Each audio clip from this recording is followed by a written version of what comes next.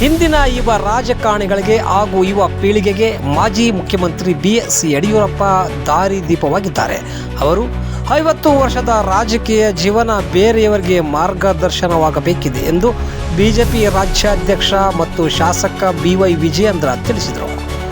ಮಾಜಿ ಮುಖ್ಯಮಂತ್ರಿ BS ಯಡಿಯೂರಪ್ಪ 50 ವರ್ಷದ ರಾಜಕೀಯ ಜೀವನ ಹಿನ್ನೆಲೆಯಲ್ಲಿ ಮೇ 9ರಂದು ಚಿತ್ರದುರ್ಗ ನಗರದ ಹೊರವಲಯದ ಶ್ರೀ ಮಾದಾರ ಚೆನ್ನಯ್ಯ ಗುರುಪೀಠದ ಪಕ್ಕದಲ್ಲಿರುವ ಮೈದಾನದಲ್ಲಿ ನಡೆಸಲು ಉದ್ದೇಶಿಸಿರುವ ಅಭಿಮಾನೋತ್ಸವ ಕಾರ್ಯಕ್ರಮದ ಹಿನ್ನೆಲೆಯಲ್ಲಿ ಭಾನುವಾರ ಭೂಮಿ ಪೂಜೆ, ಧ್ವಜಾರೋಹಣ ಹಾಗೂ ಗೋಪೂಜೆಯನ್ನು ನೆರವೇರಿಸಿ ಅವರು ಮಾತನಾಡಿದರು.